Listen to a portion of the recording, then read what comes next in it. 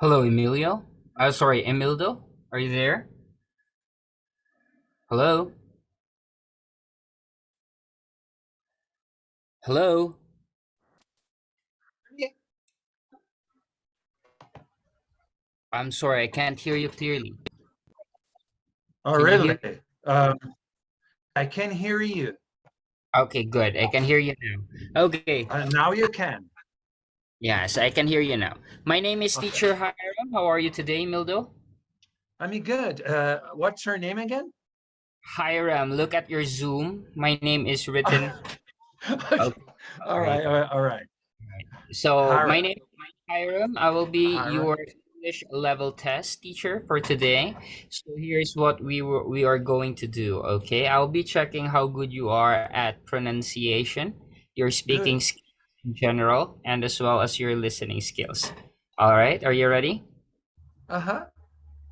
Okay, so I encourage you to always answer in complete sentences, okay? So I'll be able to Okay. assess. Uh-huh. I'm gonna shut the door to avoid background noise or something. That's fine, that's fine. Okay, so tell me, my friend, where are you from? I'm from Brazil. Oh, Brazil is a big country. What Oh, particular yeah, yeah, yeah. I'm a southern Brazil. Paraná is the state. The uh-huh. city is Curitiba, the capital. Oh, yes, I'm familiar. I have a lot of students from that area. Oh, wow. So Oh, how's the weather really? today in your city? The weather. Yes. Okay, okay. Uh, yeah, it's partial cloudy. Mm-hmm. Um, partial sunny too. I mean, obvious. Oh, do Do you? you know why? Because Mm. the weather here is always kind of crazy. Oh, what Uh, do you mean by crazy? like we don't have a regular weather if you compare to the rest of Brazil. People Mm. here they make fun every day. Like when you leave your house, when you leave your It's home, you'd better take like a an if it umbrella. is early in the morning, you're gonna have a coat on you. You know, It's how definitely. cold it is. Yeah, yeah. In Morning. yeah, around noon is kind of a warm or even hot, and then Mm. turn into cold again. So Oh. today is typical. I mean, it's warm. For Mm-hmm. me, it's not too hot, so I'm appreciating. But it's Mm-hmm. partial sunny, like cloudy. Are you liking the weather today? Huh? Are you liking the weather today? Yeah, yeah, yeah, yeah, yeah. Especially because it's not too hot. I Oh, I there you don't go. appreciate hot days. Hot days. Oh, me Yeah, too. you too. Oh, so thank you so much for sharing, Emildo. I hope you feel comfortable now, and I hope that you don't feel anxious. So let's get into the business. Okay, let's Okay. go to the business. Tell me, what is your job, Emildo? Yeah, nowadays I'm teaching as I mean, I work as a teacher Mm-hmm. for our state here, like kind of a public labor, Ah, public, Yeah, public yeah. school. I say kind of because here in Brazil we have the teacher that they are hired Mm-hmm. through a public tender and they are officially working for the state. In our case, it's kind of because every 2 years you must go through uh, a selection. So we call here PSS, a simplified selection, something like that. So I work as a teacher, teaching English, Mm-hmm. Portuguese and English, but I prefer teaching English because it's much easier compared to Portuguese Okay, so language. to make it short, you have a lot of explanation there. Oh, yeah, yeah. My question was very simple. So you are I'm a a language teacher, prolix. yes? As a state school language teacher. Yeah, Okay, there you go. So how yeah. long have you been teaching, Emildo? Yeah, for the state, this is the third year. third year, but I used to be a teacher before that. I used to work in like language schools, because to teach for the state you must have undergraduation, in languages. Mhm. But before I didn't have that. That's why I worked in the school language, because as long as you speak English, that's okay. So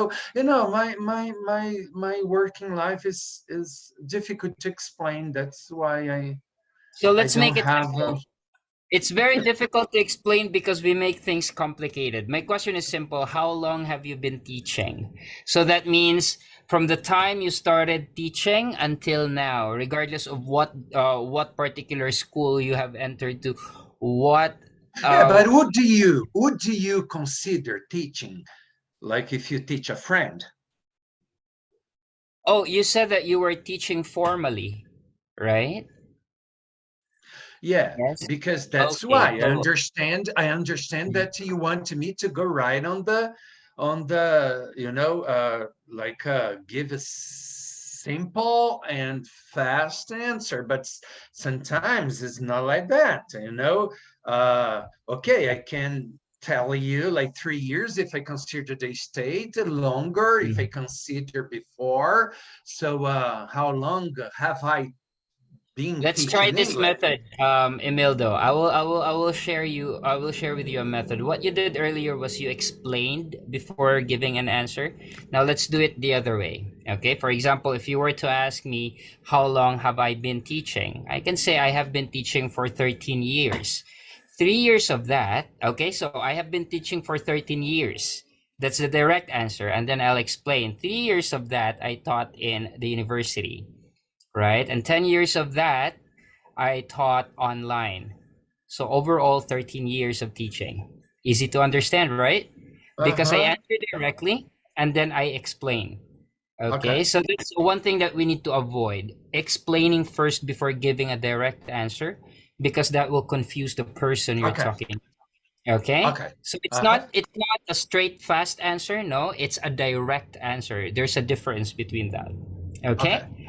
Okay, Uh-huh. so how long have you been teaching? I've been teaching English for 23 years. For 23 years. Could you Yeah. explain further? I started like in language schools, and then Mhm. the last 3 years I've been teaching You can. for the state as Okay. a teacher. Uh-huh. Mm. So it's easier, right? It's easier to understand. It goes with all other questions. All right. Okay. I got Because your point. all right, direct to the point and explain after, right? Okay. Okay. As well with other questions. This All right. particular technique is actually an IELTS technique. Okay, so when you have Oh. IELTS, you will be asked, what can you say about the Mm. environment right now? For example, like that. Okay, so do you think the environment is getting better or not? Okay, so that's a question of a yes or no.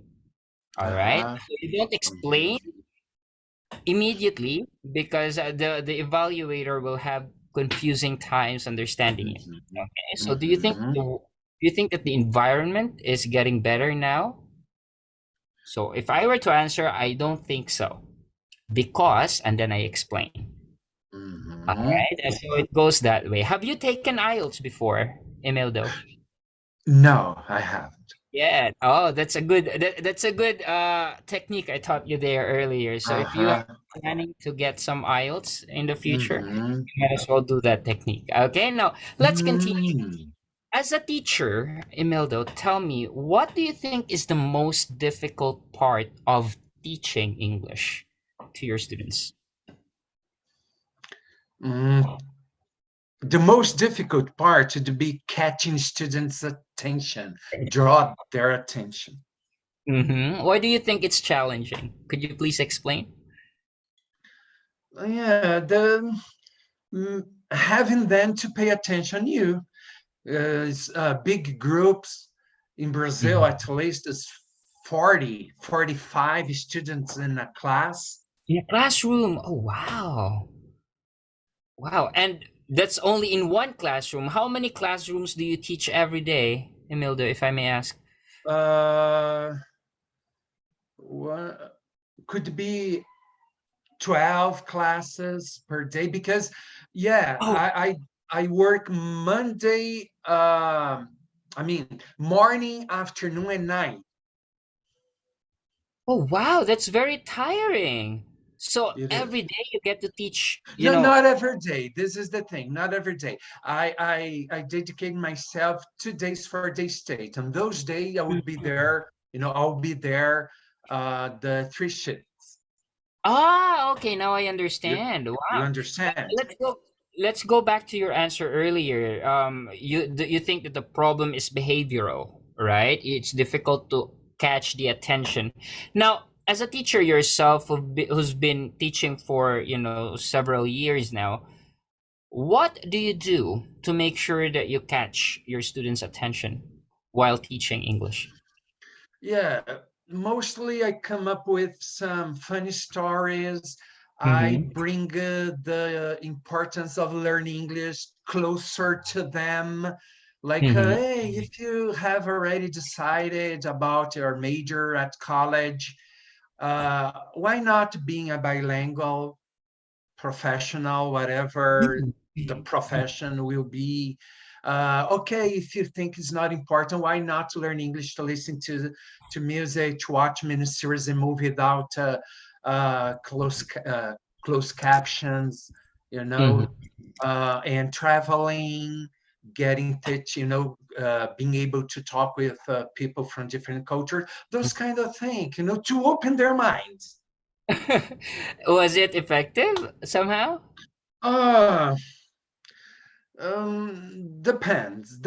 I got some good results, but Mhm. it's a struggle every single day. I must tackle that. But Mm, it is. I think it's a love thing. If you mhm, love, um, you'd say you think you are getting mhm. it. So now let's talk about you as a student before, right? I know you all of us actually, right, became students, and there are times in our lives as students before that we say, oh, it's so difficult to learn English, right? So may I ask you, as a student before, Emildo, what do you think was the most difficult part of learning English?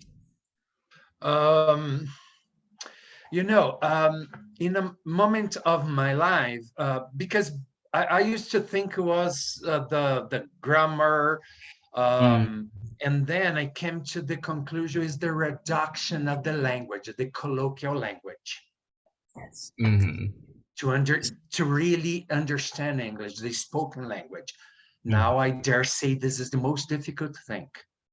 Oh, that's interesting. So if we are going to sum up, do you think that it would be better to teach practical English to our students rather than teaching them technical English? Is that what you're saying? Yeah, depends on the goal. If I am to teach a person like to really speak, you'd say yes, yes. Not only, of course, you must go through grammar and Okay. very neat sentence as well, uttered, but then give this student the real language. Oh, so it's a collaboration of two Two techniques. or even three.